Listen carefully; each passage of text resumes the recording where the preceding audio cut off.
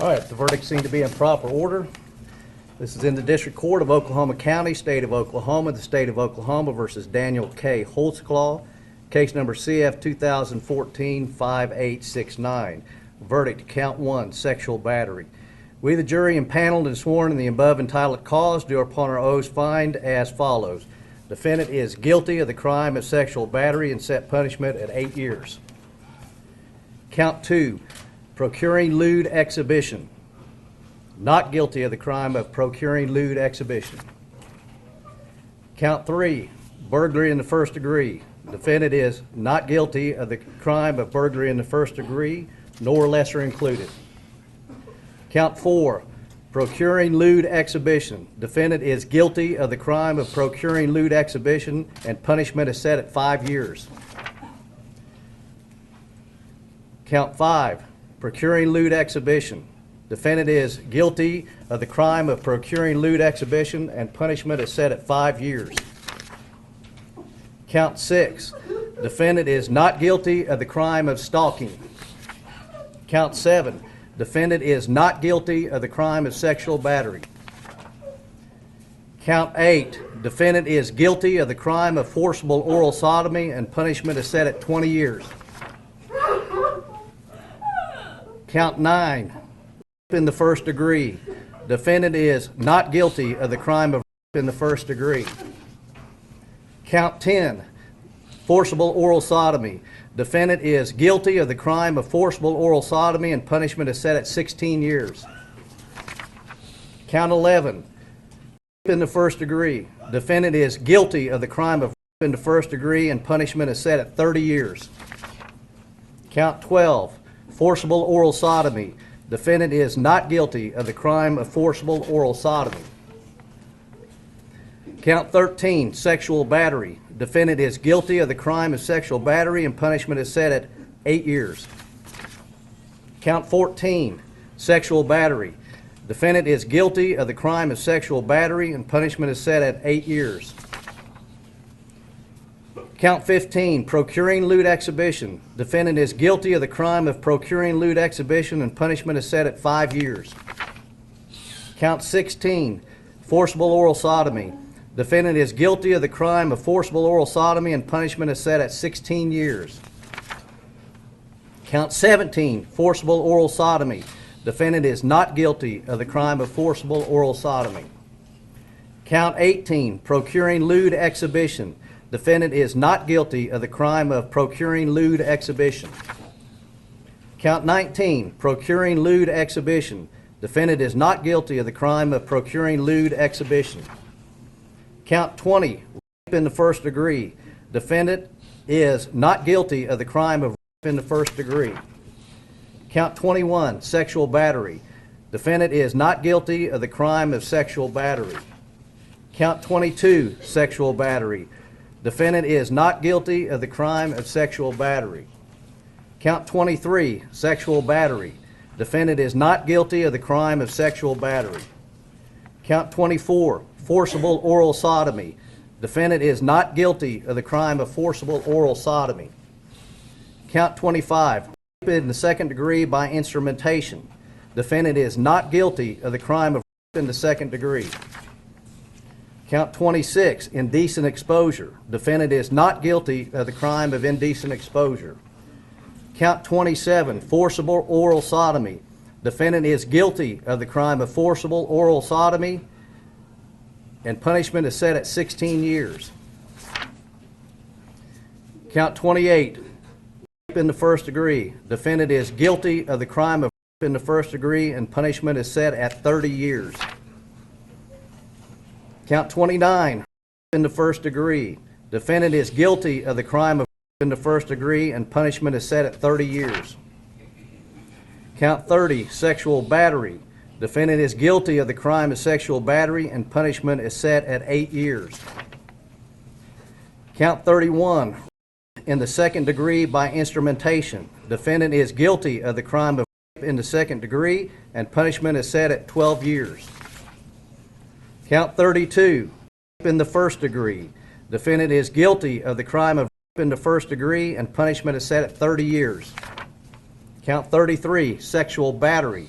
Defendant is guilty of the crime of sexual battery, and punishment is set at 8 years.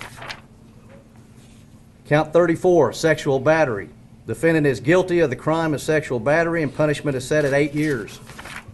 Count 35, defendant procuring lewd exhibition. Defendant is not guilty of the crime of procuring lewd exhibition. Count 36, procuring lewd exhibition. Defendant is not guilty of the crime of procuring lewd exhibition. Let me ask the jury, is this your verdict, so say you all?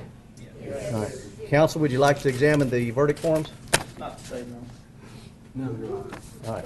Mr. Holtzclaw, if you and your attorneys just come forward.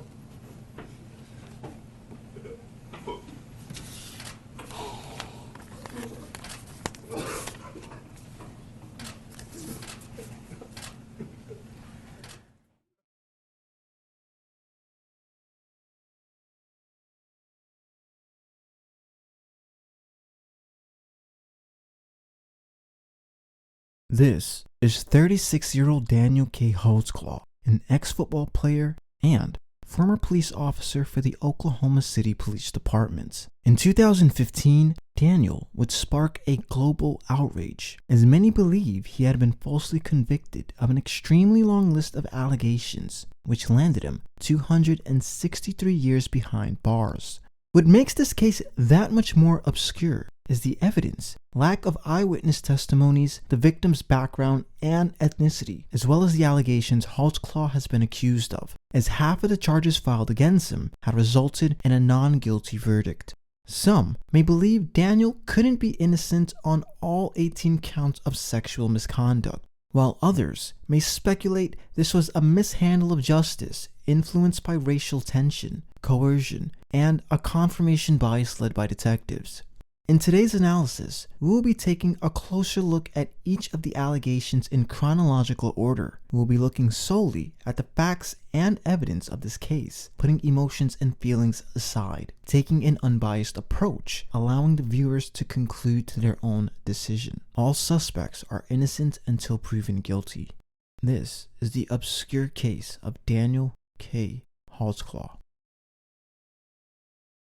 Daniel was born on December 10th, 1986. His father, Eric Holtzclaw, was a lieutenant for the Oklahoma City Police Department, which inevitably inspired Daniel to do the same. Daniel would play as a linebacker in college, but after numerous unsuccessful attempts to get drafted into the NFL, he would eventually acquire his bachelor's degree in criminal justice and soon join the Oklahoma City Police Department in 2011. Throughout Daniel's enrollment, he was given 19 warnings for the use of excess force. This resulted in Daniel being relocated into the gang division unit, where he dealt with hardened criminals on a daily basis. In December of 2013, 22-year-old Shardarian Hill was pulled over by the OCPD. Shardarian claimed she had crushed a vial of PCP in her mouth in an attempt to get rid of the evidence. As a result, the paramedics would then take her to a nearby hospital in fear of a possible overdose. Shardarian claimed she was eventually locked in a room with Daniel, where she descriptively, yet vaguely, remembers being groped and fondled in the hospital.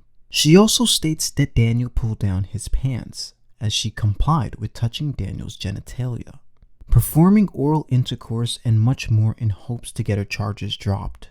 Most may come to find this entirely asinine, especially within the busy confinement of a hospital. It's also important to note that Shardarian was still high off PCP during this encounter. PCP is a mind-altering drug that can cause hallucinations, distortion of sounds and reality, as well as an acute change in behavior, depending on the amount taken. She then claimed they both exchanged phone numbers and proceeded to add each other on Facebook 2 weeks after the incident. This had been proven to be true, as Shardarian stated that Daniel wanted to check in on her to make sure she was okay. Shardarian stated that Daniel called her shortly after the incident took place, but phone records would prove that the phone calls only lasted 5 seconds, most likely unanswered from the receiving party. Facebook messages were also recovered, yet any hints of sexual misconduct was never found. Shardarian was eventually questioned by Detective Rocky Gregory. After the interview concluded, Shardarian would make a startling comment, most likely unaware that she was still being recorded. So, you got any questions of me? I don't know. Is that like, was the other girl's situation, was they like mine? Well, I can't necessarily go into that. Mm-hmm. Okay. Have you ever talked to anybody No. about their situations? No, I don't know nobody else that he done that to or nothing of that. Okay. Right. So this is good evidence? Well, you tell me. I think so, because I mean, y'all, even if he didn't like even rape nobody or nothing, he's been in contact with people that he arrested. Well, This was never brought to the jurors' attention, nor looked into during trial, until private investigator Brian Bates notified the courts of this comment in count 21 through 26 being dropped, which would have resulted in a 50-year sentence. In February of 2014, 41-year-old Tabitha Barnes would report to police that she too was a victim of Daniel Holtzclaw. Tabitha would claim that Daniel made her expose her chest, touching her inappropriately, as well as breaking and entering her house while she wasn't at her residence. This would result in 3 out of 5 charges receiving a guilty verdict, which were count 1, 4, and 5. Ironically, in a later deposition after Daniel had been convicted and sentenced, Tabitha would tell detectives that Daniel had never touched her inappropriately, disproving her own allegations of sexual battery. Touch you inappropriately? He didn't touch me. He never touched you? No. Next to the third to the last line says, Holtzclaw then asked Plaintiff Barnes if there was anything under her breast and fondled Plaintiff Barnes's naked breast. Do you see that? You just read it. Yes, I see it, sir. Isn't that different than what you testified today? What do you mean is that different? Didn't you say Holtzclaw didn't touch you? He didn't touch me. So this is a mistake. He did not touch me. Okay, and if you go back to Defendant's Exhibit number 11, which is the information, count 1.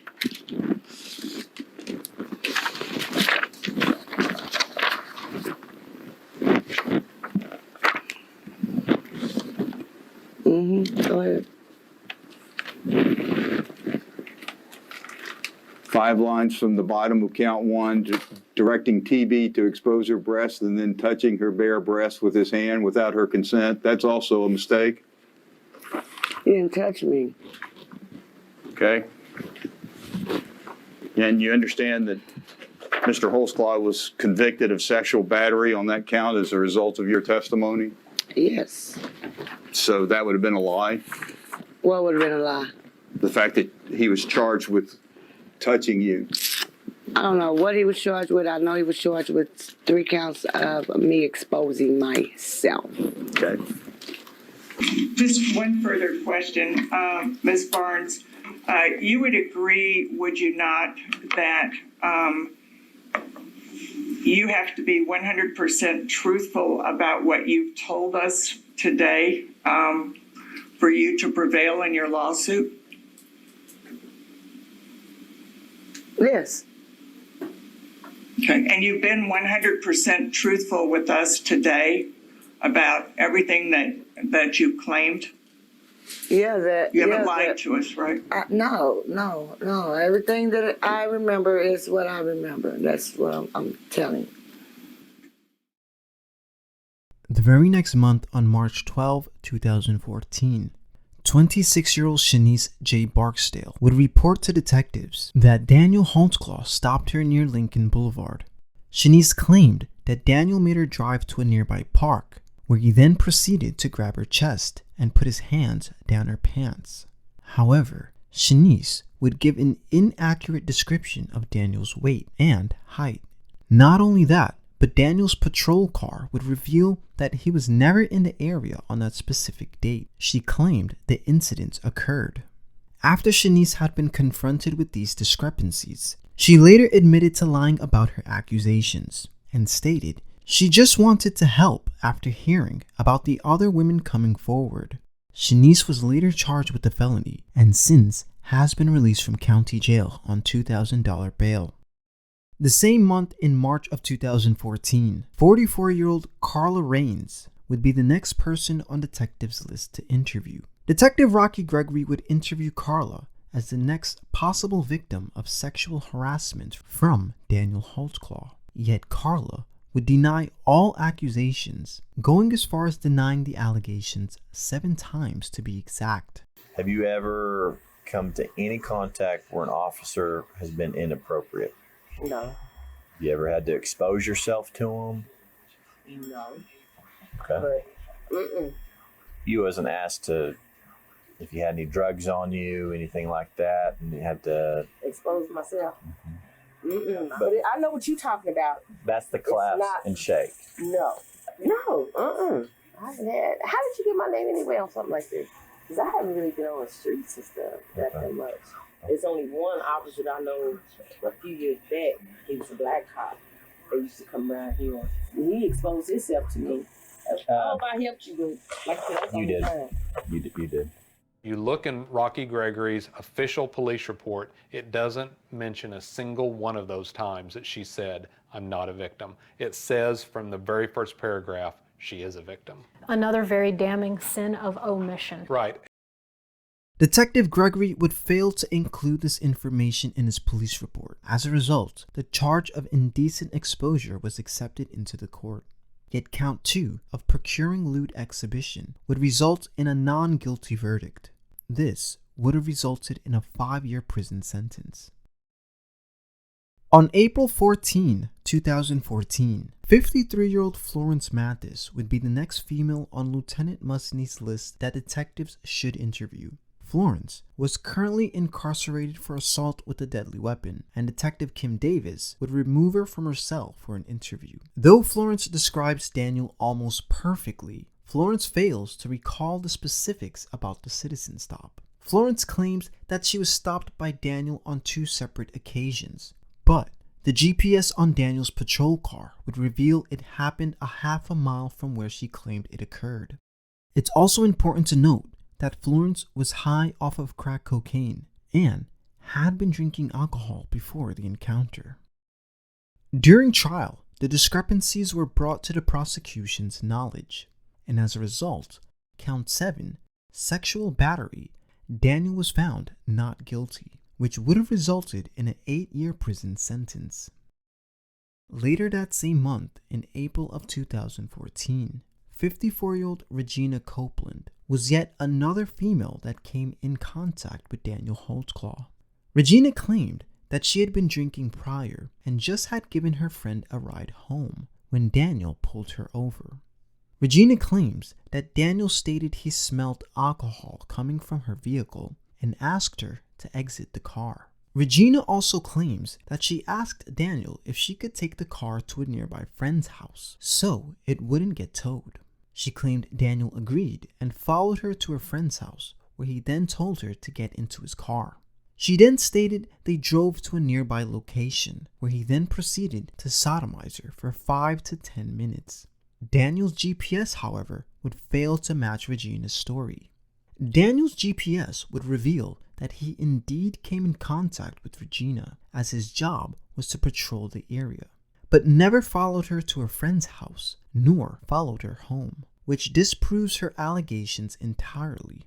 Intriguingly enough, count 29, rape in the first degree, Daniel was found guilty and sentenced to 30 years in prison. This would not be the first time vehicle telemetry data would not align with the accuser's allegations. A few weeks later, in April of 2014, 38-year-old Rosetta Grate was yet another potential victim on detectives' list to interview. Rosetta claims that Daniel Holtzclaw stopped her at 14th Street and Jordan at approximately 7 p.m. Upon the stop, Rosetta claimed that Daniel ran her information for active warrants, which came back negative. Rosetta claimed that Daniel asked what she was doing, to which Rosetta replied she was getting high. She claimed Daniel would exit the vehicle and check her belongings, to which he found a crack pipe in her purse.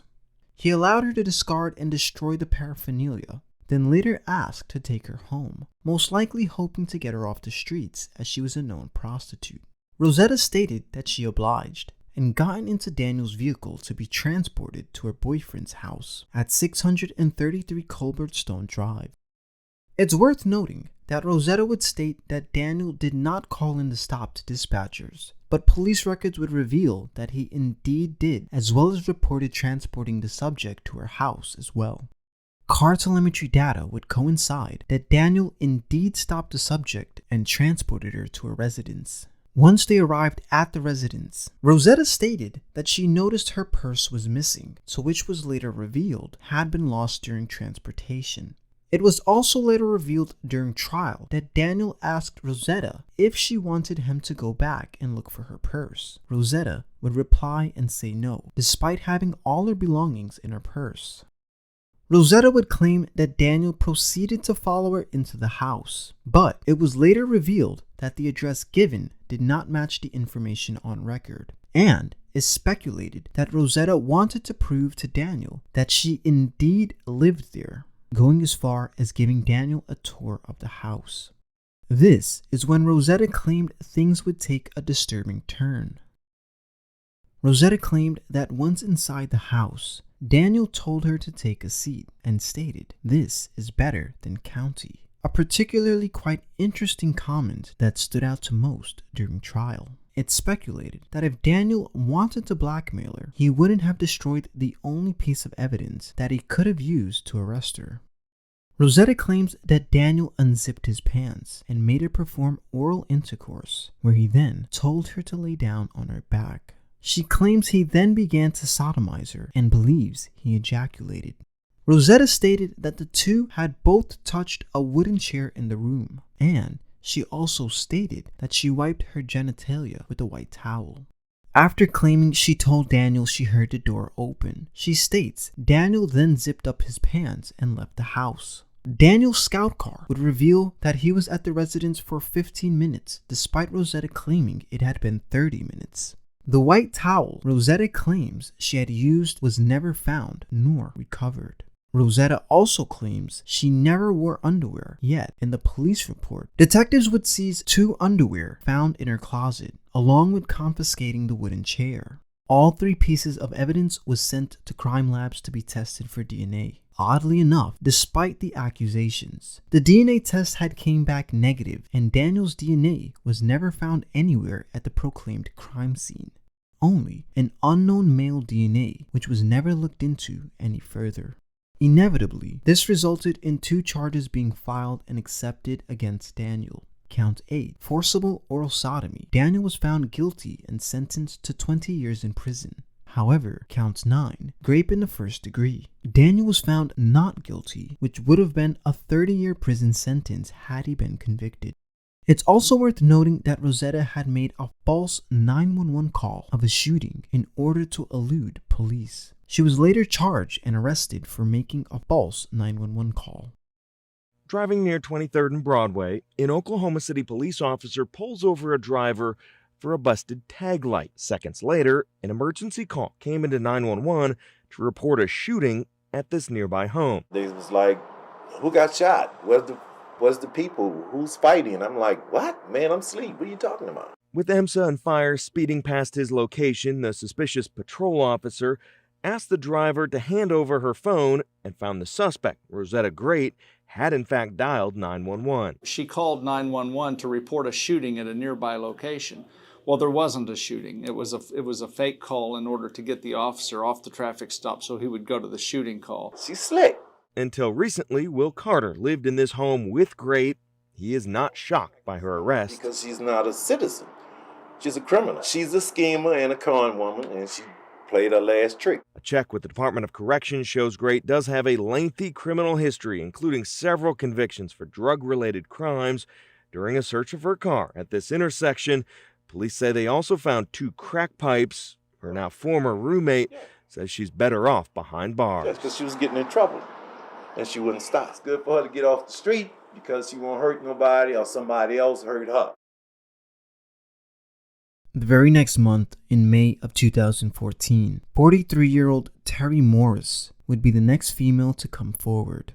Terry would claim she had gotten into a dispute with her boyfriend when she was walking down the sidewalk, where she claims she was stopped by Daniel and put in the back seat of his patrol car. She states that Daniel then proceeded to check if she had any active warrants, then claims she was instructed to unzip her pants and exit the vehicle. She would tell detectives that she was asked to perform oral intercourse or she was going to be taken to jail. She stated she complied and began performing oral intercourse on the officer. Terry claims she was then driven 2 blocks away and let go in an alley in downtown Oklahoma City. It's also worth noting that Terry admitted to smoking crack a few hours prior to talking with detectives. Interestingly enough, during Terry's interview with Detective Rocky Gregory, Terry stated that the officer was dark-skinned and 40 years of age. She also describes the police car inaccurately, along with lying about several other information regarding her accusations. As a result, count 12, 35, and 36, Daniel was found not guilty on all charges, which would have resulted in a 26-year prison sentence. The same month of May 2014, 48-year-old Syrita Bowen would be the next female to come forward against Daniel Holtzclaw. Syrita claimed that Daniel had stopped her while she was walking, asking where she was heading to. Not an uncommon practice for police to make contact with individuals in the community, but Syrita claimed that Daniel put her in the backseat of his patrol car and began to check for active warrants. Once Daniel saw she was clean, Syrita claimed Daniel then took her to a notorious place called Dead Man's Curve, where he then gave her an ultimatum: oral intercourse or jail. Syrita claimed that she thought the officer was joking, but soon stated she complied, fearing she would be taken to jail. It's important to note, like all the other incidents Daniel had been accused of, there were no witnesses, and Syrita claimed she never told police afterwards. After the incident, police would attempt to contact Syrita and eventually interview her at a local church. But detectives claimed the audio recorder failed and was not able to capture the conversation. It's worth noting that Syrita had been booked over a dozen times with charges including making false accusations. It's also worth noting that Syrita would make a quite interesting comment right after Daniel's conviction, which led many to question her credibility. If you actually had gone to the cops initially when this happened, do you think that anyone would have believed me? No. That's what I thought initially. And I'm glad my friend that called in for me and told them that I was one of his victims. As a result, count 27 and 28, Daniel was found guilty and given a 46-year prison sentence. The same month of May 2014, 48-year-old Sherry Ellis would be the next female to come forward against Daniel Holtzclaw. Sherry claimed she was stopped by Daniel and put in the backseat of his patrol car. Like majority of the women we've heard prior, she claimed that Daniel began to check to see if she had any active warrants. This time, Sherry did. She claimed that Daniel asked her what they were going to do about it, and that's when Sherry claimed that Daniel drove her to a nearby park, got out of his car, and then began to expose himself, forcing Sherry to give the officer oral intercourse. Shortly after, she claimed that Daniel let her go. Oddly enough, Daniel's vehicle telemetry data would reveal an entirely different story. Daniel's GPS data would show that the two indeed came in contact with each other, but Daniel was only in the area for a few minutes. GPS data would also reveal that Daniel did not stop by the park like Sherry claimed. It only showed Daniel driving through the park under 3 miles per hour before driving off less than 2 minutes later, not stopping for 10 minutes as Sherry proclaimed. Not only that, Sherry would make this statement during her interview with Detective Kim Davis. Sherry, I believe you. If I didn't believe you, I wouldn't have been calling you, trying to find you. Okay. Let me ask you this. Tell me your description of him. He's black. He's black male. Muscular. How tall could you tell? You're pretty tall. How tall are you? How tall are you? 5'11". Is he taller than you or shorter than Maybe you? like right here, maybe like that. So you think he's shorter than you? Yeah. Okay. What kind of car did he have? A black and white one. Black and white car? Oklahoma City police car. Okay.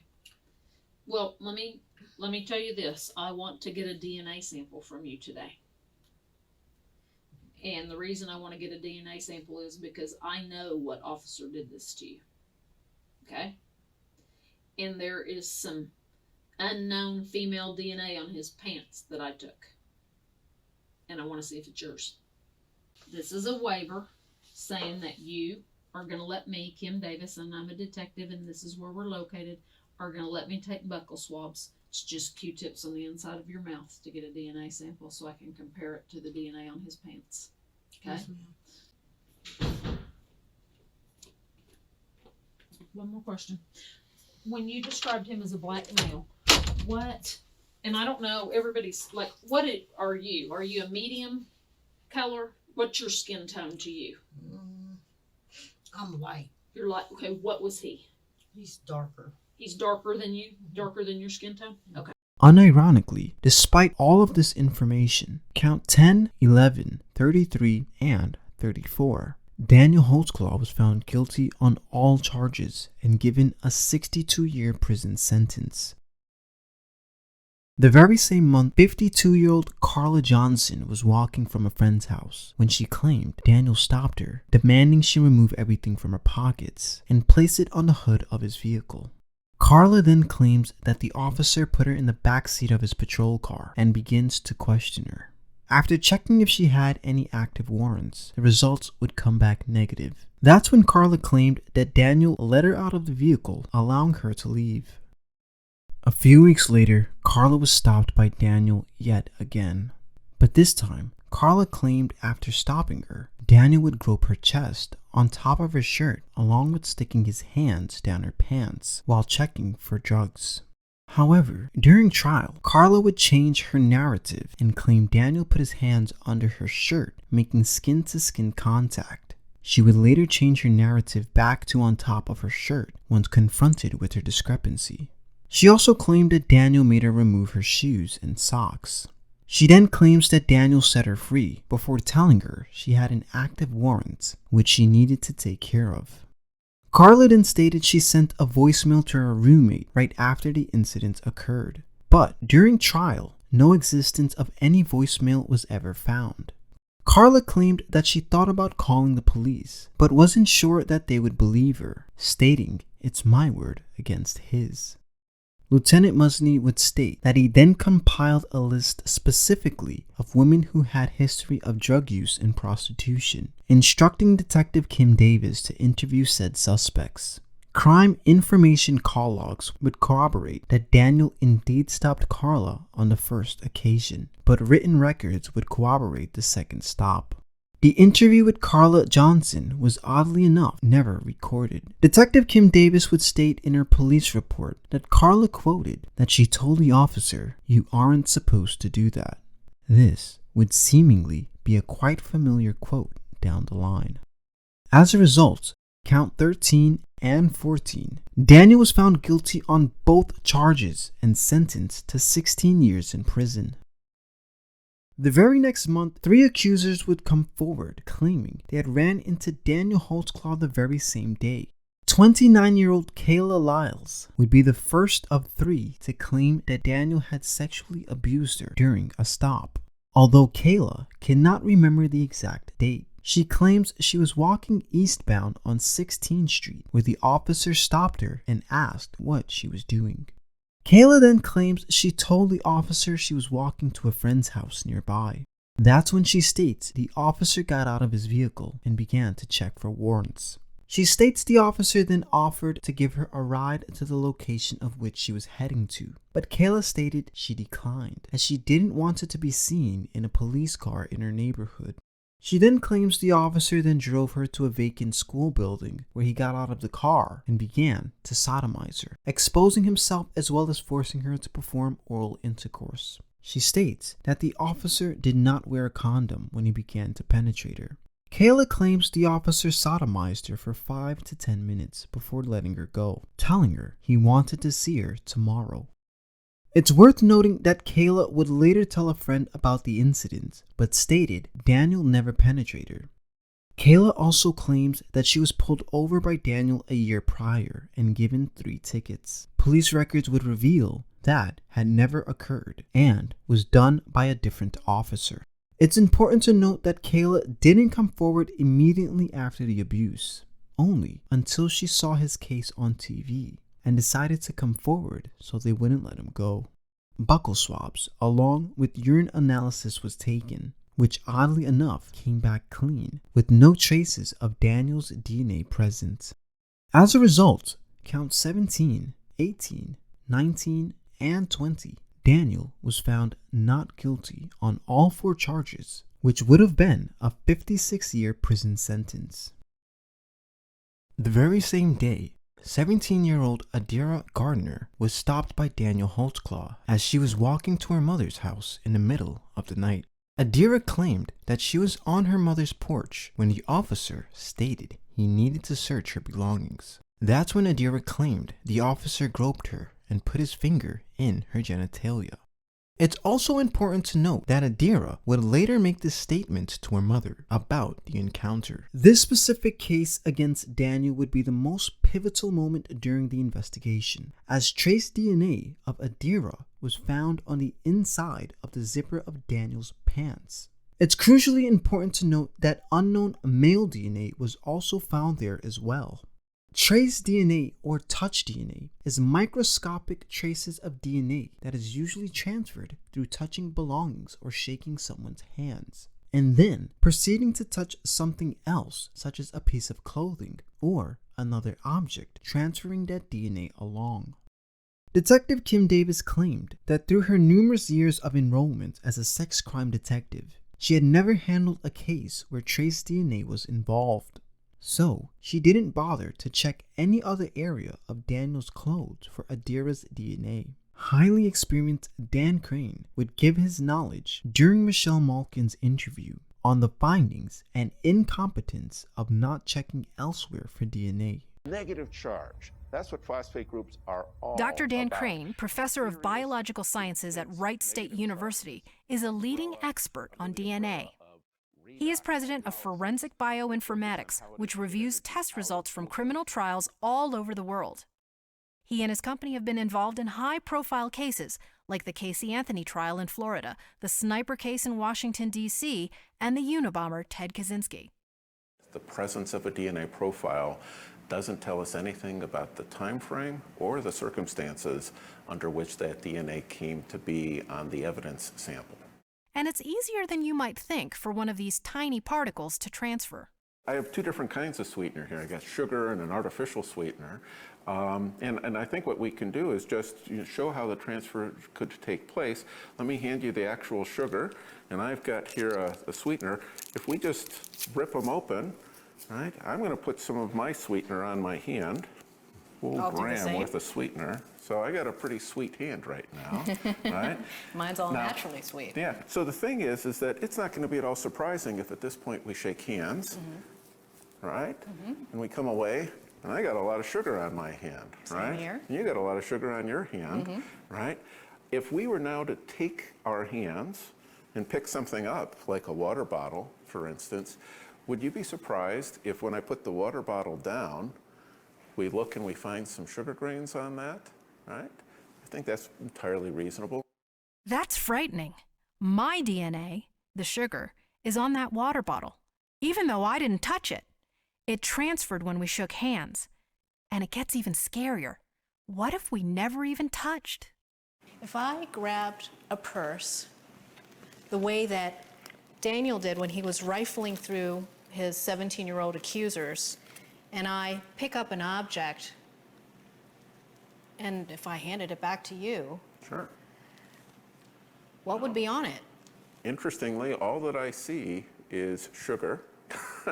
I don't see any of the artificial sweetener, but I don't think it's at all remarkable that we would find some of that sugar on this article.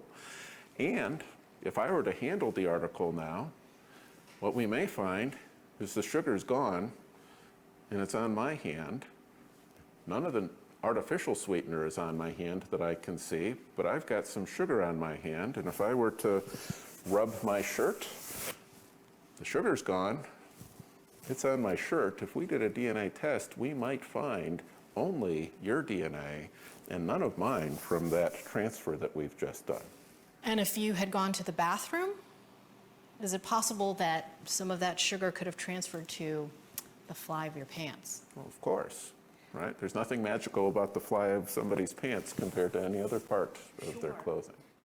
There's another piece of the DNA puzzle that Daniel's appellate team believes is crucial, right here in the crime lab analysis.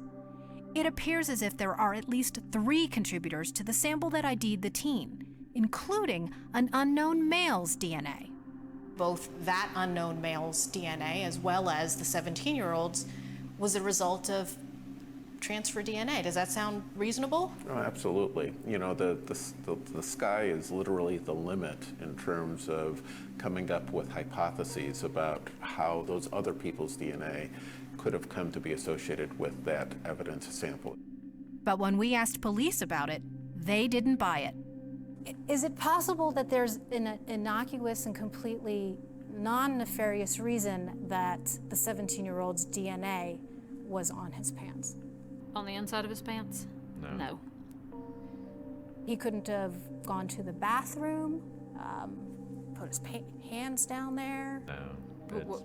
Were the pockets of the pants tested? No. Why not? Why?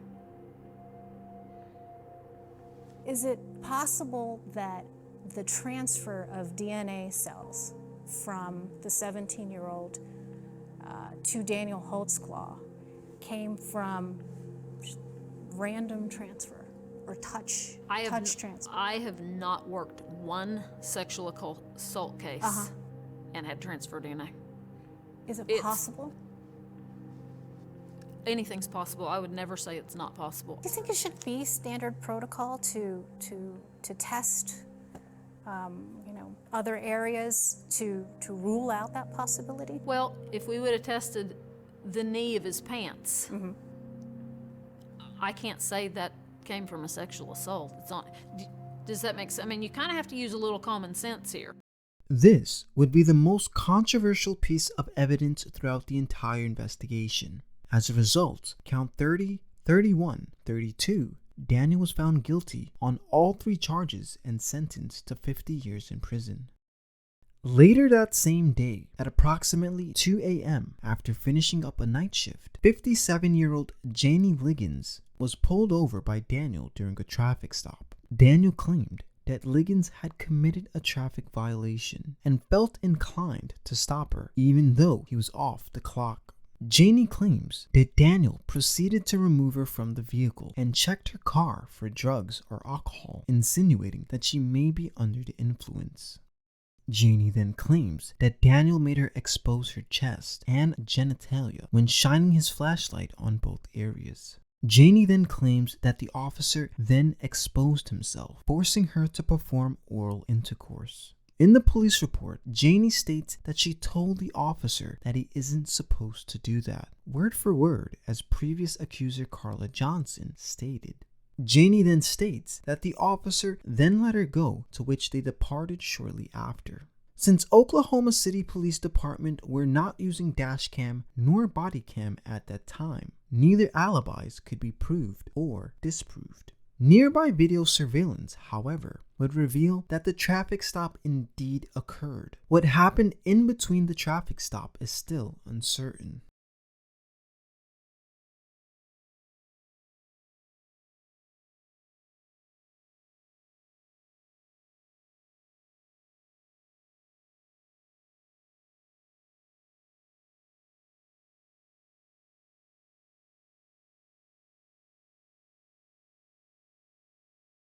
Shortly after the stop, Liggins would file a police report, which caused an internal investigation to begin.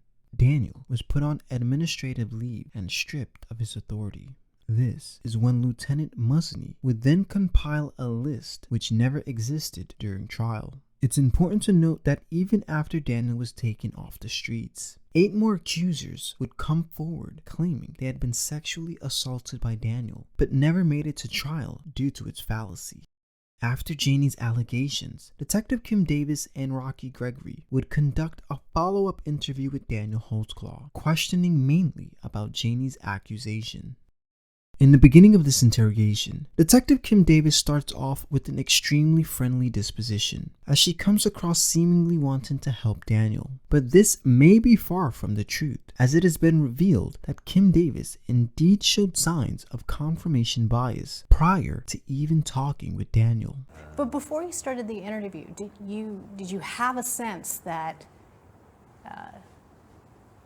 that he did the things that Janie Liggins accused him of doing? Before we started the interview, I felt like that what Janie told me was the truth, yes. Okay. She begins with introducing herself before reading Daniel his rights. I was going to say there's a chair. I was going to say there's a chair right No, there. that I had back surgery a year ago. Rocky's coming, but he ain't here yet. And I had a back fusion. Oh, this is about the only chair I can sit in. I don't Does know that what help your back support? it does. Well, no, it gives. It's very giving. I'm turning this off because I don't want this back in this. And not to be yucky, but it's low back where my back fusion is, and I can put my butt right there, so my tailbone's not getting extra pressure on it. I don't know. I can't sit in one of those. It'll kill me. Okay. Rocky's coming, but I'm gonna do this and he may walk in here in a minute and get this done. Now, I know you're an officer, and I know you've seen these 1,000 times and you've read them yourself. Right. You still ask me any questions if you have one. Right. Okay, don't be embarrassed of that. Right. Okay? I think I'm already embarrassed. Why are you embarrassed? Why? Tell me why you're It's a embarrassed. station deal, so. Nobody. Well, I mean, there's rumors flying. I know, and we tried to do that as kind of quietly as we could, and that's why we took you out the front and stuff. But this is gonna make the rumors go away. Okay. Okay, for you. Right. The rumor tomorrow is gonna be on somebody else. Right. Does that make sense? Okay. So let's get them off of you and get them onto somebody else and get this over with. Okay. Okay. All right. Detective Rocky Gregory then enters the room shortly after, and Kim Davis then advises Daniel of his rights, while simultaneously developing a bit of rapport during this slightly comical moment. This is an attempt to lower Daniel's guard, as Detective notices a slight bit of apprehension and nervousness upon the initial contact. Oh, you're lefty too. Okay, hold on. You shoot right-handed, but you're left-handed? Yeah, I'm ambidextrous. Me too. So a little bit. I shoot right-handed and left-handed. Which do you, Bat right-handed, throw left-handed. Oh, I'm the opposite. I throw right-handed, but I bat left-handed. Kick left foot and No, I kick right foot. How do you eat? both hands. Oh, left for me. Okay. Having these rights in mind, do you wish to talk to me and us at this time without an attorney? Yes. Okay, right, yes, right there. I masturbate right and Oh. left. Does that work? Oh, I think I do that left-handed.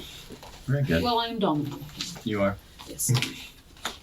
It's important to note that Daniel confidently agrees to speak with detectives, along with willing to supply any other evidence that may prove his innocence, such as a polygraph test, buccal swab, and numerous pieces of clothing for DNA testing. This shows that Daniel isn't hiding anything and is willing to comply to prove so. The detective will now begin to ask Daniel his whereabouts and inquires into Janie Liggins' traffic stop in an attempt to corroborate her allegations. Okay, look, just like we talked in the car. You haven't heard any rumors? I haven't heard any rumors. So when I walked in the station, I see Captain leaned over, not unusual. I got Captain Clifton, hey, but then I've seen you in the cab, I've never seen you, and so. Well, nobody. But I haven't heard anything. So just like anything. You had said, and we told you that there was a traffic stop. Right. That somebody made some allegations against an officer. Right. They don't know the officer's name. None of that. And you said that you made a traffic stop after work. Yeah. But you didn't call it in. I didn't call it. Where was that? It was about Northeast 50th and Lincoln, just to the west. Okay. Tell me about that stop. I was going westbound on Northeast 50th, probably a block just east of Lincoln. I see a red Grand Prix or Grand Am in my right lane, and the outside lane, I'm in the inside lane. The car swerves, and so at the time I'm thinking, okay, it's probably a drunk person, or maybe he got excited because he saw a cop. So I kind of fall behind it, kind of drifting just a little bit, not crossing lane lines, nothing crazy. So I lighted up because at first the traffic violation I saw at first when it swerved, that was just west of Northeast 50th in Lincoln. And then made contact. It was a black female, asked for license and insurance, stated that she didn't have insurance, gave me an ID. At the time I'm like, do you have a valid insurance or a valid license? She said no. I told her, I just got off work. I mean, what's the deal? You know, why are you swerving? And she says, I'm just trying to go home to Ann Arbor-ish on the northwest side to see your daughter or something like that. So I asked, is there anything on board as far as the vehicle? Is it okay if I search your vehicle and whatnot? She said, the only thing that's inside there is a Kool-Aid cup. I'm like, is there anything inside of that Kool-Aid? Is there liquor or anything inside that Kool-Aid? She's no. I'm like, okay, is there anything else inside there? She says there's pills. I'm like, is that the only thing? And then, so I said, can I have permission to search your car? She says, yes. I go inside the car, I see a lot of pills. But, what kind of pills? I didn't really. Like scattered pills or in a bottle? She said pills? It was hydrocodone pills, but I just quickly looked at it, and I think I saw her name on the prescription bottle, so I didn't. Oh, so it was a bottle. Right. Okay. There were several bottles in her purse. And then, so at that time, I just returned back to her. It's like, okay, I saw your pills. I didn't see any alcohol. I sniffed the drink, didn't smell any alcohol in the Kool-Aid. I'm like, okay, I'm just off work. I'm tired. Get your license taken care of. Just mine. So she didn't have a driver's license? She didn't have a driver's license, and I was just like, go to DPS, Department of Public Safety on King, get that taken care of, and I cut her loose after that. Okay. Then where'd you go? I went straight home. Okay. Do you remember her name? It was on the prescription. I don't. Okay. Though Daniel cannot specifically remember Janie's name, he vividly recalls the traffic stop, even stating that the suspect was completely cooperative. Besides Detective Davis' self-soothing technique, as Daniel continues to speak, Daniel doesn't preemptively exude guilty behavior during this point in the interrogation, as he appears to be more alert and attentive rather than displaying guilty characteristics.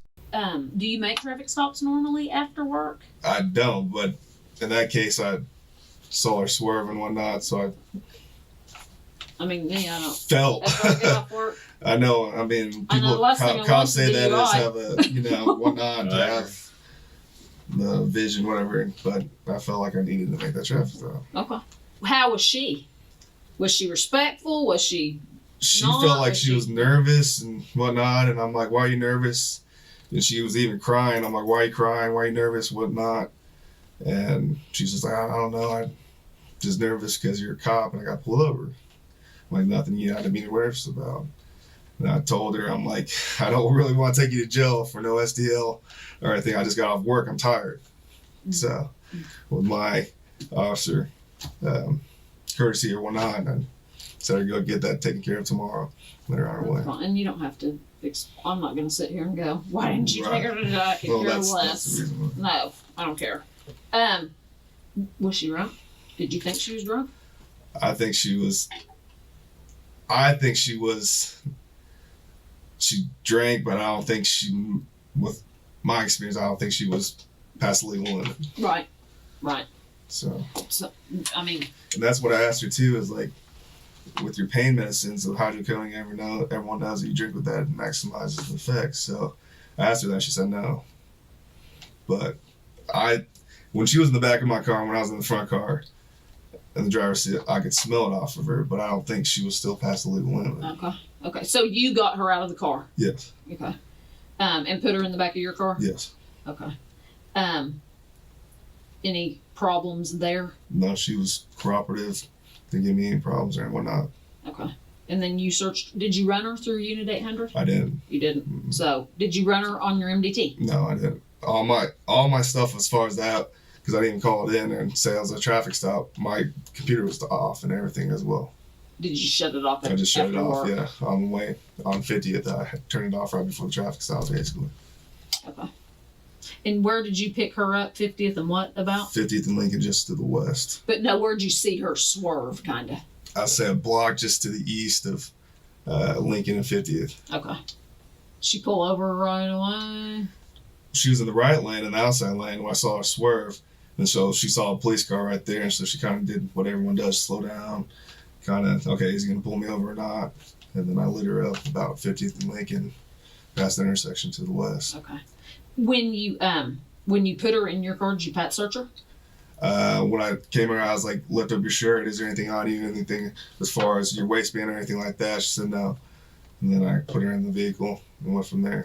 Did your hands go on her at all? I backhanded her on as far as the side. Where on her body? Tell me. You backhanded her waist, and the back portion. I didn't touch her butt or anything, but the back portion of the waist.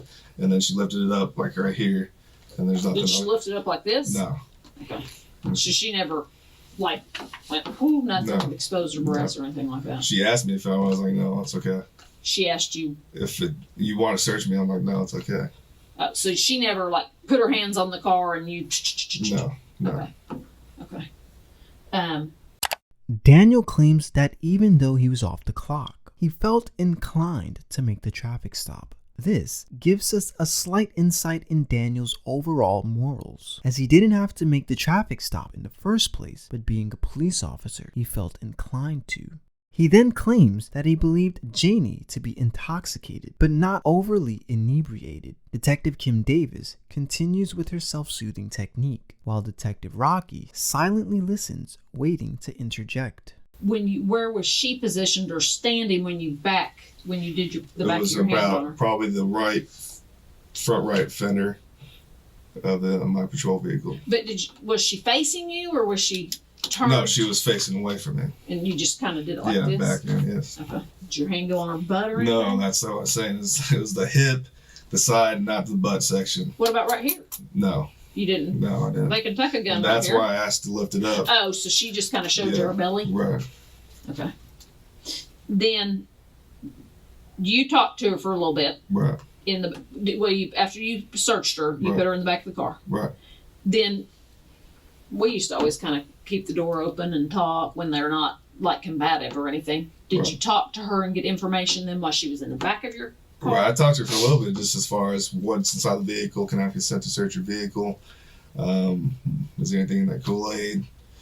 She said no. Just talking to her, what's the deal? Why are you driving late at 2:00 at night? Why did you swerve? Said she's going to Ann Arbor over on the northwest side to visit her daughter, I believe. So. Then you went up and searched her car?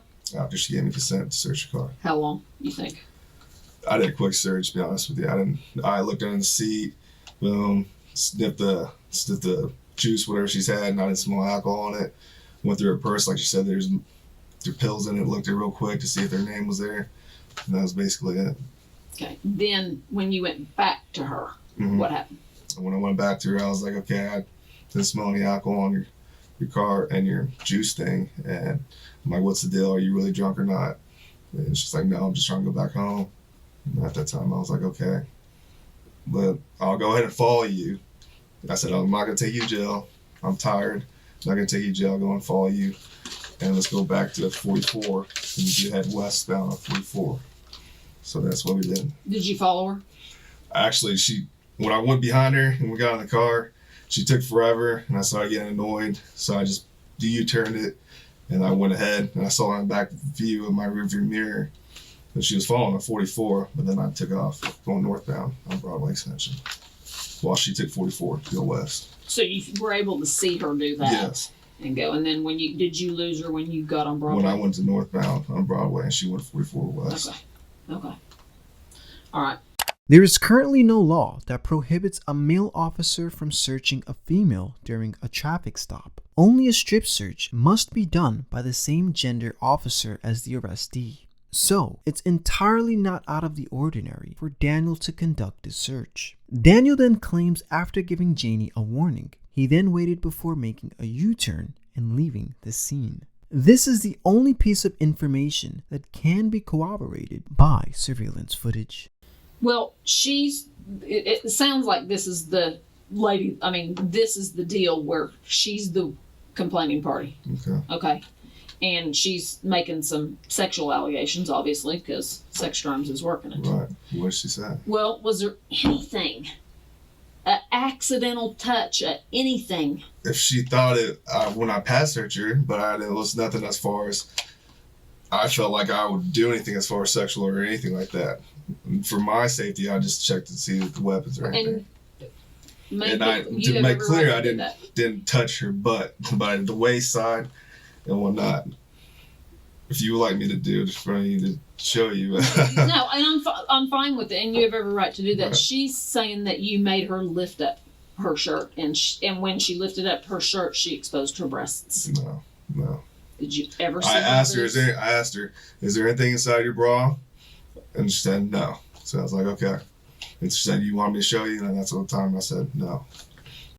It's worth noting that Detective Kim Davis refuses Daniel's offer to reenact the search, despite the severity of the allegations. It's also worth noting that Daniel doesn't seem to get mad or agitated with the allegations, as an innocent subject would be furious they are being accused of false allegations. But we will soon see Daniel's demeanor change towards the end of the interrogation. Trying to figure out why she'd say that. I could see her saying it if you wrote her a ticket because she's pissed off. Right.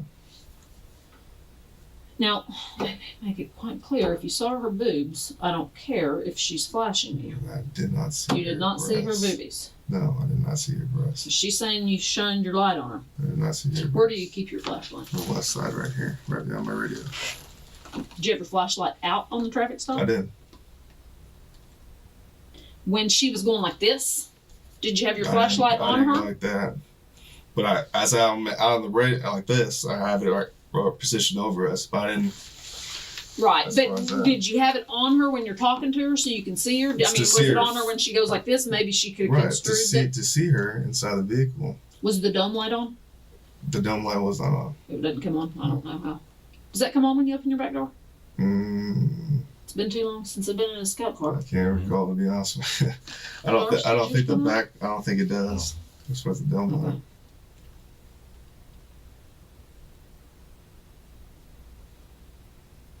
I'm just trying to figure out. How long do you think you were on that traffic stop? I don't think it was an excess of over a regular speed. 15 minutes at most, just like a regular traffic stop. Nothing as far as more. 15 minutes. How long were you with her? How long of that 15 minutes do you think was searching her car? Where she's sitting in the back seat? Like I said, that quick search probably at max, maybe a little bit over 5 minutes. Maybe like 5 minutes if. So you're with her for 10 minutes? Talking to her, yes. Did it take a while to get her to consent to search, or what? 10 minutes is a long time. She was nervous and she was crying and stuff, and I told her not to be nervous. Did she say why she was crying? She says police officer and whatnot, and I'm just nervous because I got stopped by a police officer. So I'm like, calm down, everything's fine. And then, so I think maybe with the fact that she had no SDL, maybe she was nervous as well too. And then so I went to the search, and it wasn't that. It was a quick search, like I said before. It wasn't in detail, pulling up carpet. It was a quick search. Because you're just ready to go home. I was ready to go home. Did you go home, go straight to bed? I went home straight to bed. Okay. After giving a possible time frame, Detective Gregory then asks Daniel to provide a buccal swab, to which Daniel willingly agrees to do so. A buccal swab is a simple test to collect DNA from the inside of a person's mouth in order to archive their DNA on record, just in case it comes up later during the investigation. Not only that, but detectives also want to administer a sane exam, yet another test to collect evidence such as body fluids and DNA that may be found on the body, mainly from sexual assaults. Think of anything yet? Well, I think that was pretty good. Wasn't that pretty easy? Hey, we got to do this. Okay, if you don't mind. I got to take your buckles. Okay. We're doing that in the. That's fine. All right. So, do you usually do traffic stops on way home, or what was? I don't. Like I said before, I really rarely don't. I usually try to get home because I'm tired of them and shit. Well, and are you a big DUI worker? When I first started coming out, I did. But not really at the end now, to be honest with you. I usually, if I see somebody swarming, I'll whoop the other way. And that's a little officers do too. So. Well, Daniel, this is kind of one of the things that we kind of bring you in here to see how truthful you are. Right. Now, you need to kind of think of a few different things here. Okay. Okay. We pulled up a lot of video around that area after these allegations. Okay. Okay. She also had a sane exam, which you know what that consists of. Right. There's a reason why we wanted your buckles. Okay. Okay. Now, I mean, we can go through a couple different things of why we've got you in here, but you sure there's nothing you want to? Nothing. So if we go off the video and watch that, you're still going to stick with your story? Yes, sir. If we go off DNA? DNA as well. Should we show you the video? Yes. You do want to see it? Yes. Detective Rocky Gregory imposes that the video surveillance footage shows a completely different story, even though not much can be seen on the footage. Detectives will often exaggerate certain pieces of evidence to see if a suspect will change their alibi. Not only does Daniel confidently challenge the detective's bluff, but wants to see the footage himself. So there's nothing that... Everything that I recall of that night is what was asked and everything. That's what happened. Have I maybe not asked enough questions? I think everything covered as far as that. Do you recall putting your in her mouth? I don't. Would you recall that if you did it? If I did it, yeah. Okay. Well, I think you really, in all honesty, you need to really double think about this. I mean, I got to be honest with you. It doesn't look really good. Okay. I mean, in what you originally thought, detectives just don't roll up in there for no reason. Right. Okay. And we just didn't pick you out. Okay. Right. I mean, there's a whole lineup there. Okay. But there's definitely enough here to bring you in here to start questioning you. Right. Okay. We knew you were on that stop. Right. We knew you were there. And we can watch a whole lot of actions being performed while you were there. Okay. And that's why she was trying to give you every out on the whole booby thing. Right. Okay. Now, is there any reason at all, even from whatever angle, because, you know, it takes a little bit to clear up those videos. Right. But any reason why your would be out? No. Nothing? Nothing. Okay. Now, in doing this, you know how sane exams work, and I ain't got to explain about DNA or anything like that. Right. Now, I didn't say you had sex with her. Right. Okay. But getting a blowjob, okay, that is a different story. Right. Okay. You see my concern here. I'm just listening to you, sir. I know, but I'd rather listen to you and you start talking. That's all I have, sir. Are we gonna get something from the sane exam? Go with the sane exam. Do you understand that you don't have to full-blown ejaculate to get something out of the sane exam? Right. We can get skin cells, we can get pre-ejaculate, we can do all that and still get DNA. Right. And or did you go in her mouth? No, it did not. Okay. Sir, I'm sticking with my story. I'm Okay. On the video, are we going to see her boobies? shouldn't see her boobs. I didn't see her boobs. Okay. Are we going to see her pull her pants down? I didn't see her pull her pants down. Okay. Are we going to see your pants out? Nope. Are we going to see your go in her mouth? No. Are we going to get any DNA to that? No.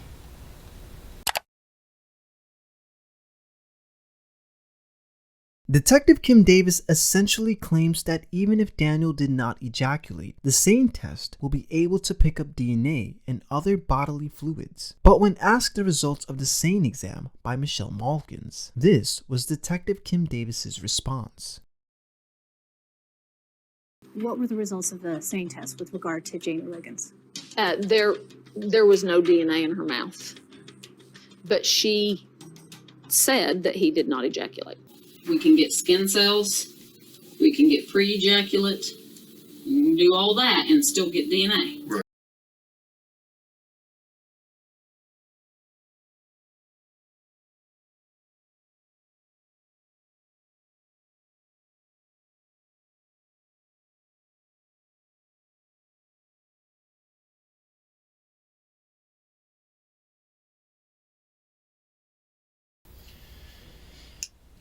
Let's switch up for a second. You had another girl, okay? Mm-hmm.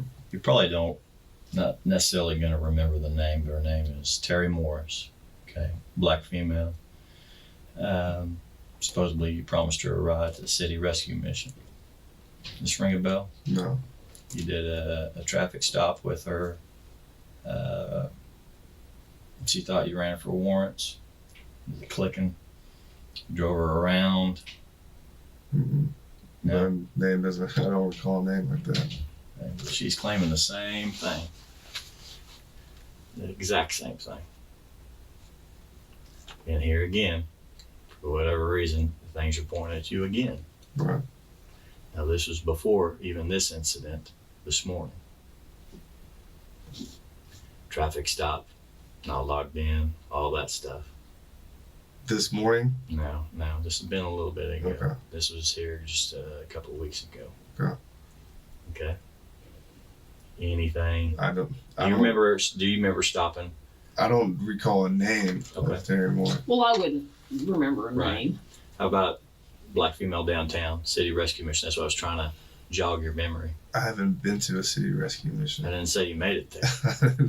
Have you promised anybody a ride to the city rescue? I haven't asked anyone asked me to city rescue mission. No, she didn't have to ask you. Did you offer to take anybody to the city rescue mission? No, I don't offer anyone because I don't like going there. To be honest with you, I don't like dealing with what? I don't like going over to the city rescue mission or anything like that. Okay. How about any stops of a person just walking, even just downtown? Anywhere downtown? No. I don't, in Spring Lake, I don't go downtown. Besides if I go to Classen, not Classen, but Western and Maine to Valero's. Or the jail. Or jail. Or headquarters, property. Right. And you just don't remember doing any of those type of stops? No. Not in the last month or so? No. Do you run everybody that you come in contact with? Majority of the time.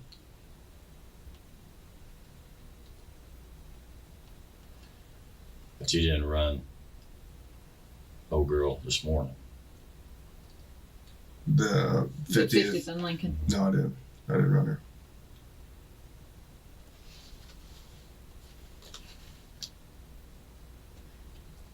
The other girl that he's talking about is kind of making the same allegations, and that's weird. Yeah, It doesn't look good. I mean that's it doesn't weird. look. Yeah, it doesn't look good. So, what do you think about all this? Heads out here. I want you to take this exam and get this over with. I feel embarrassed because going to the station. Well, that's why we try to handle it. Right. And I've heard of officers going through this and whatnot, and that's something I don't want my rep to be, about, I'm a good officer. I don't, that's not me. It's not me. Detective Rocky then questions Daniel about a different accuser who claimed Daniel had sexually assaulted her. But in hindsight, we know that GPS and vehicle telemetry data does not corroborate Sherry Ellis's accusations. Get that set up. You, that's kind of delving off different, but you married? I'm not married. Girlfriends? Here and there. Kids? No kids. You're big. You on roids? I'm not on steroids. A little bit? I've been always, which I don't care. I've always been a big... I'm not the dope police. I've always been a big bone guy, football athletic. You got more than big bones. You got big muscles too. I work out all the time. Do you? I do. Where do you work out? At a 4-star gym off of May, about 63rd. Yeah. No roids at all. No roids. You do all the protein drinks and all that stuff. I drink a lot of protein. That can damage your kidneys, just so you know. So. If you did roids, would you tell us? No, not today. I mean, because we don't care. I have nothing to hide about that. I've always been a big guy. Always work out all the time and whatnot. When was the last shower you had? Took a shower before work. When you went home, was anybody home? My girlfriend was home. Do you live with her? Huh? No, she doesn't. She just stayed. Did you get laid? Messed around, yeah. What's messed around? Sex? I guess. We were all adults. We almost had sex, and she was tired. What'd you do? So my went around her vagina, and then maybe went a little bit in, and then she pushed me off and said, "No, we don't want to. I'm tired." I was like, "Okay."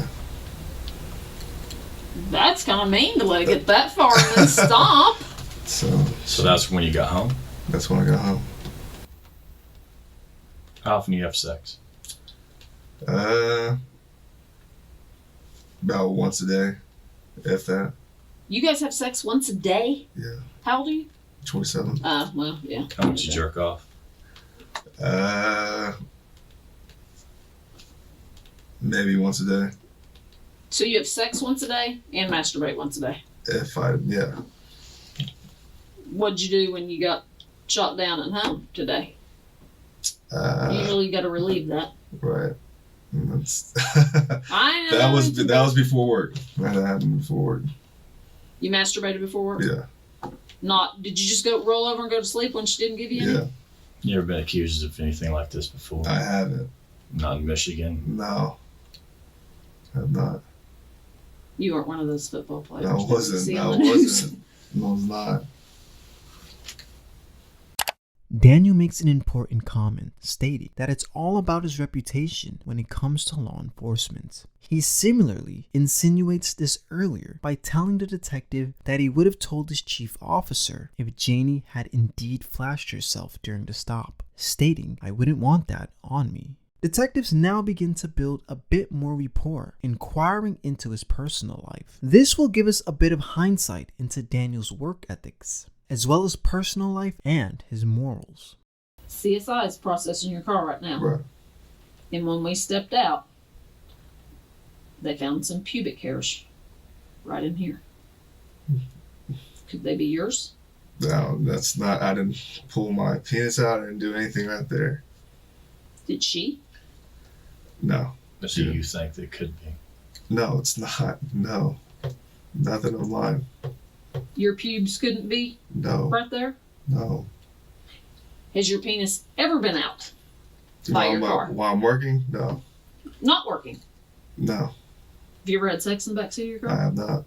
Because, I mean, some people do. I'm not saying forced sex, consensual sex. Right. So your penis has never been in your backseat? Mm-hmm. Is it possible any of this DNA shares? No. It's not. I would like to go at it. Not my DNA. Are those pubes going to be yours? No. No.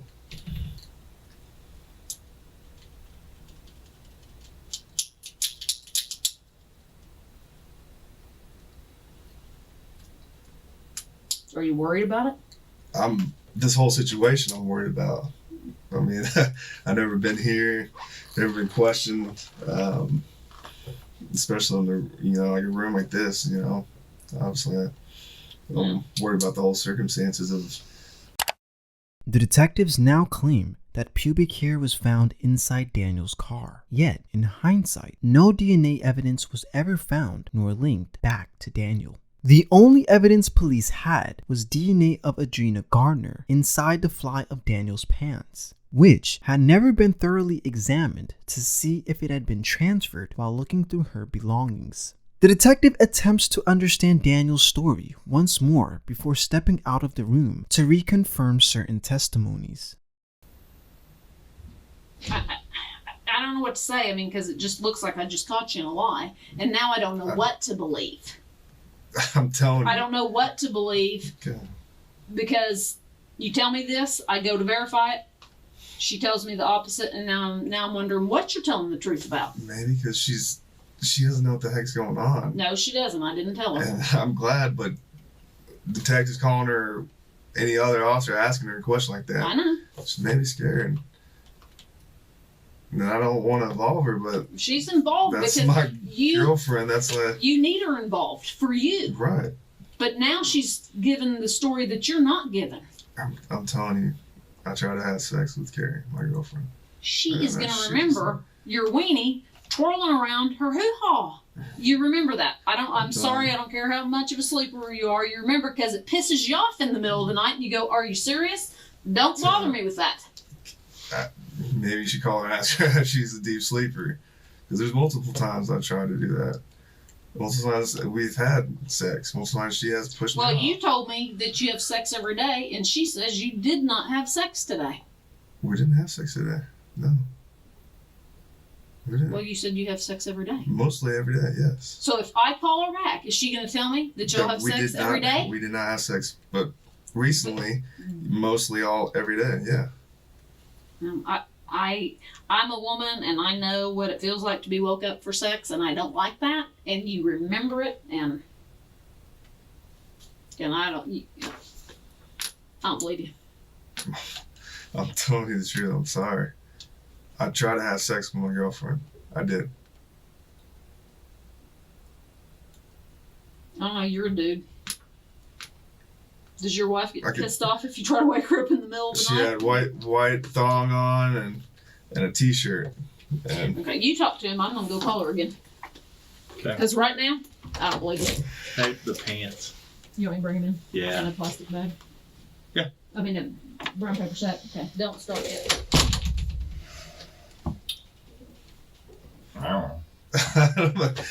And that's probably her messing or whatever. She's like, what? And I wish we're not involve her, Carrie. Well, we're not gonna tell her. You're gonna have to explain whatever the situation is. The detective states that Daniel's girlfriend denied that he tried having intercourse with her. Although not a substantial piece of evidence, it has been revealed that Daniel's girlfriend at the time told police no because she wasn't sure what was going on. As the interrogation starts to conclude, we will now see the reality of the situation begin to settle in, and Daniel, for the very first time, begins to get worried. You got any questions of all this? I'm getting attacked now. I'm just feeling, oh my God, bless. I want DNA, I want everything, I want to get it done. We're going to put it to the front of the line, okay? Get it done. I can tell you, it usually takes a long time, but because of the situation, we will put it at the front of the line, okay? Yeah. I mean, usually on this stuff, we do whatever we can. Here is shorts and a shirt. I don't know if the shirt will fit in a set. Before I call Carrie. Yes. You tried to have sex with Carrie. I tried to have my girlfriend, yes. That was in my bed, yes. Do you ever cheat on her? No. So it's only Carrie right now. Carrie. Okay. All right, man. Pants in this bag and just put the. Unless you want to keep the shirt on. I don't know. I don't know if this shirt's going to be big enough for you. You're a big old boy. was going to get a tieback, so I don't know where these came from.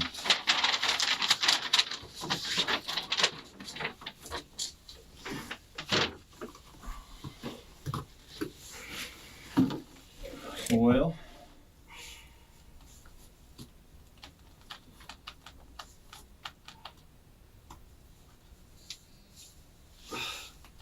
can you think of anything? Will it be okay if I tell my family about this? And No, you that's tell fine. them. Okay. It's your life, man. Like, we usually have to spend as much time anytime there's an allegation, okay? Trying to clear up the matter, one way or the other. I just Okay. don't want my girlfriend to be involved, you know? That's something.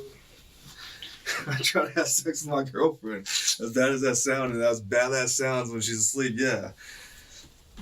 No, you're fine. Hey, I try to crawl up to my wife all the time.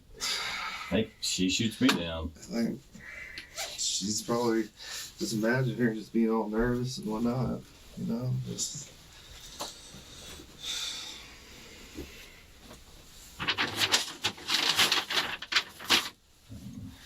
Well, you can get home and kind of explain everything.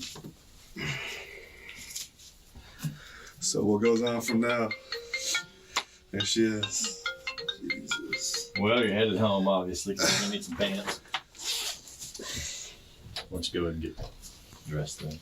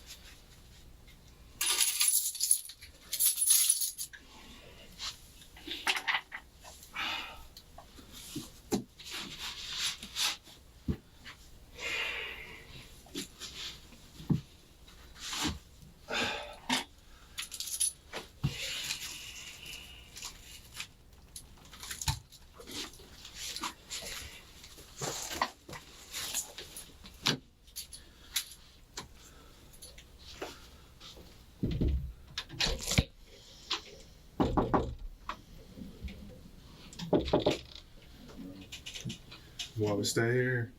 Yeah, stay there. Hey, we're really done with you. Okay. Just hang tight. Can I message her and say I'll because she's probably blowing on my phone. Go Just ahead. like, heck, I'll You're fine. talk to her. You're fine.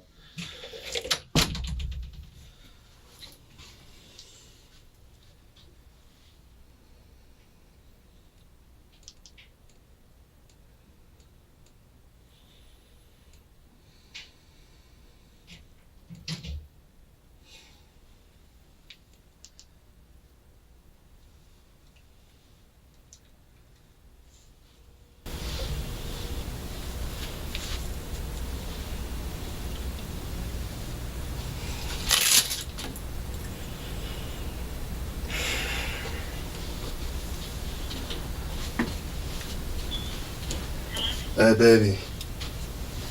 Babe.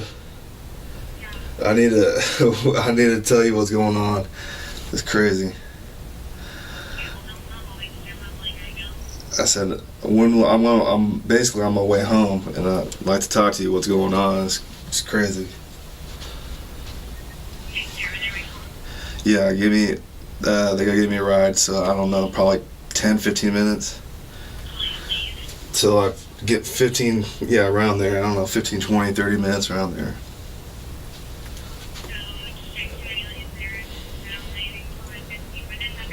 Yes. I don't know. I gotta tell you, it's crazy. It's nuts. I gotta So, I love you, okay? I love you.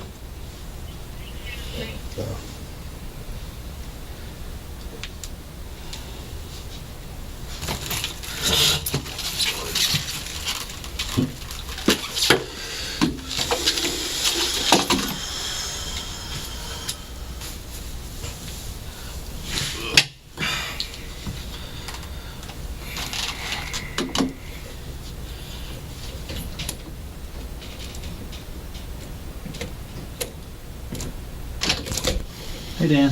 Hey, man. Boy, it's hot in here. Yeah, it is. Hey, until this investigation gets all completed, what's going on, we're going to put you on administrative leave with pay, okay? Sure. Just part of procedures, you know, and they got to do this until it gets all taken care of, Yeah. okay? So what I'm going to do, I'm going to give you this to sign that you're receiving it. And I'm going to give you a copy to take home. I want you to read it very carefully when you get home because there's some details that other people forget to read. You know, such as you got to check in with me on every Tuesday morning before 9 o'clock. Okay. Call me at the station and just make sure I know who you are and where you're at. There's some things. As a result, 21 accusers would make allegations towards Daniel. Only 13 would make it to trial. Daniel was sentenced to 236 years behind bars without the possibility of parole. Many believe Daniel is an innocent man who was a victim of social injustice, while many others believe Daniel is guilty. Daniel's appeal has since been denied numerous times, but the Holtzclaw family is still fighting for justice.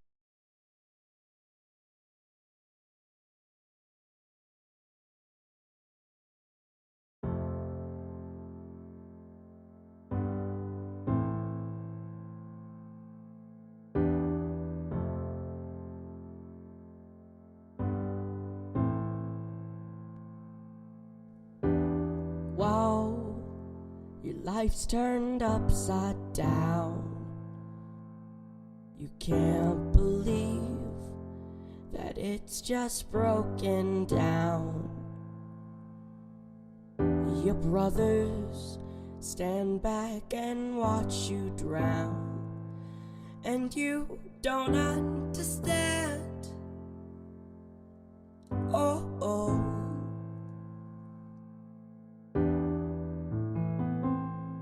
They see a devil that I cannot see. Is this the way that God meant it to be? I'm screaming out for you every day. They see a demon, but I say, hold on, is there something I don't see? 'Cause I don't see the monster that they see. I see a man and want him to be free. Oh, oh, they see wickedness, but I see innocence.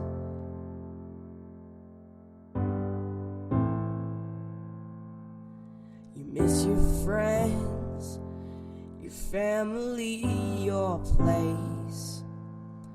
Miss the cool night breeze blowing on your face. And suddenly they take it all away, and everyone thinks that's okay, but I don't, and you don't want it that way. They see I devoted my life to community service in the military, and as a police officer, and dealing with seeing your own son being accused of these things was really rough. And they were the farthest from the truth. Something walks out that door. I will not give up. And I told him that night of the verdict.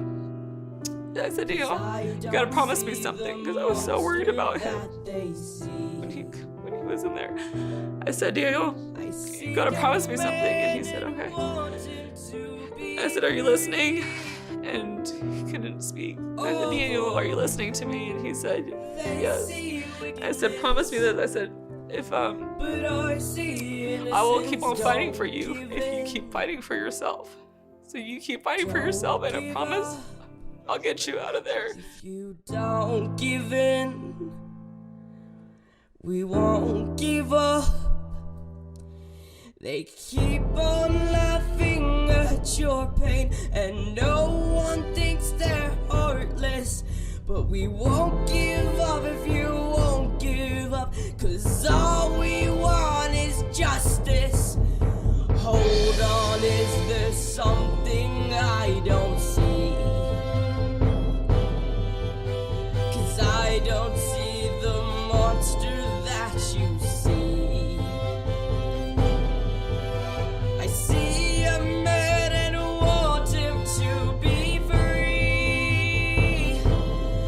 Whoa, they see wickedness, but I see innocence.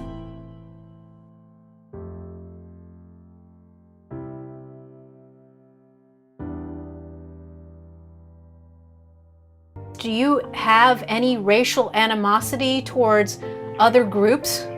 I absolutely don't. And I see what's going on in the world, I see all this, and the Black Lives Matter. I agree, but all lives matter. I want the world to see is that, you know, this can happen to you. It doesn't have to happen in another police officer. It can happen to any male, it can happen to a female. It doesn't matter what occupation you have. This can happen to you.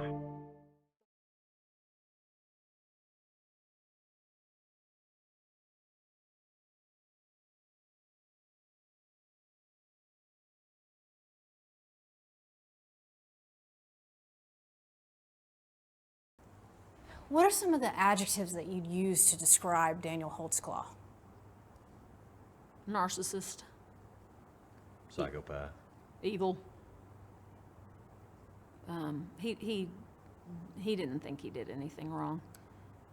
He puts himself above these women, and therefore he didn't do anything wrong. Did you know him before